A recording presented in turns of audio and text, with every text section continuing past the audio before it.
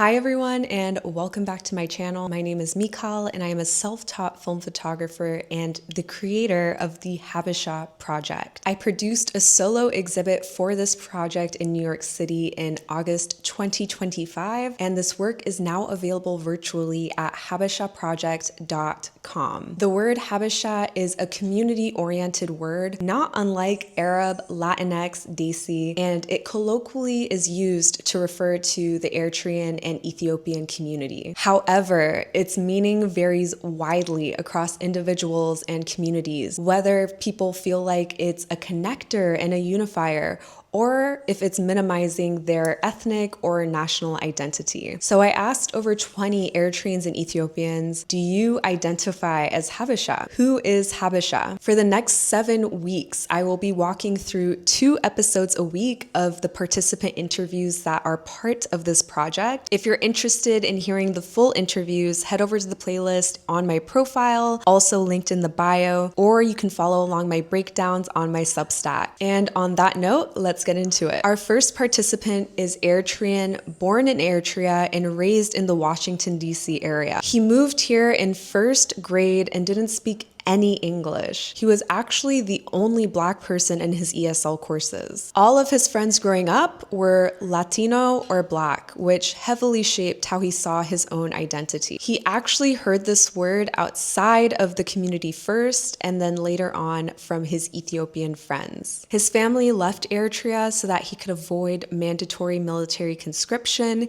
and he speaks on the fact that he didn't realize how dire the political situation was back home until he took a journalism class and learned that Eritrea is often described as the North Korea of Africa. Now he is quite active around Eritrean politics, and his Black identity continues to inform his advocacy. Online, he sees arguments and disagreements around this word, but he notes that he doesn't have these conversations in real life with his friend group. Sensitive topics such as colorism and the word baria, texturism, and being called someone with good hair. He says he doesn't discuss these topics with his friends, even if they are, in fact, Habesha. He even noted that he has Oromo friends, and he's not entirely certain if they use this word as a self-descriptor. For those of you who are unaware, the Oromo group is the largest ethnic group in Ethiopia, and notably, they do not often use this word, although this also varies from individual to individual. At one point, he asks me, what is the point of this term? And yet, he keeps circling back to, we are all the same. We're Black. We're African. The way he said we are all the same didn't resonate in the same way in which I have personally experienced Ethiopians sometimes saying we are all the same to minimize Eritrean national identity. He affirms that his top identity remains Black above all else, and that he's still grappling with the use of this term because at the end of the day, he is Eritrean. The interview ends with him saying that even though his closest friends are Ethiopian, he does not have these conversations with them. And I think that this silence speaks volumes. Our second participant was born and raised in Oakland, California, and heard this term first in her household, used casually by her parents. Growing up in predominantly white schools, she also used this word and became very close friends with Ethiopians in the Bay Area. However, she makes the distinction that she does not identify as Habesha. Growing up, her parents taught her that this word is not inclusive of all Eritreans, and she came to the understanding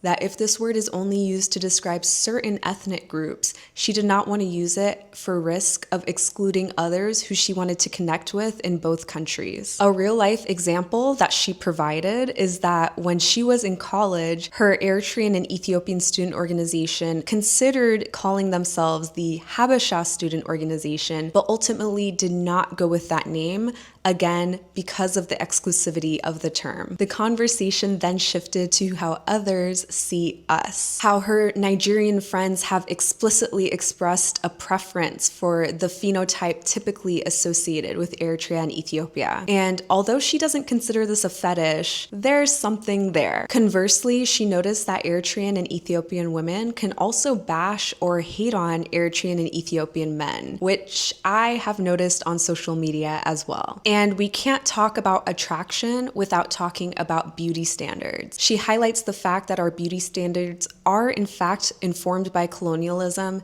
predating the Italians. She also talks about having significantly darker skin than her mother. Although her mother has always encouraged her to be proud of her beauty, she unfortunately first experienced colorism within the home, not unlike participant 1, who heard the word baria from his family. And at the same time she was experiencing this colorism at home, she was also listening to African Americans telling her that she's not actually Black because of the language she speaks, because of the food she eats, because of the distinction in her culture. Both participant 1 and participant 2 expressed immense pride in being Black, but it would be remiss without mentioning the deep anti-Blackness that is within the Eritrean and Ethiopian communities. Her family wanted to distance themselves from Blackness, and when her aunt immigrated, she was even explicitly told to avoid Black men. This anti-Blackness is something that many of us are continuing to unpack in our community, and something that will continue to be discussed throughout the rest of the conversations in this project. But she also celebrates how Eritrean and Ethiopian culture has become part of the fabric of the Bay Area and the Washington, D.C. area, citing food as a form of cultural diplomacy, and that visibility matters. She ends by saying the spaces for these conversations have not normally existed. People often feel polarized, stuck,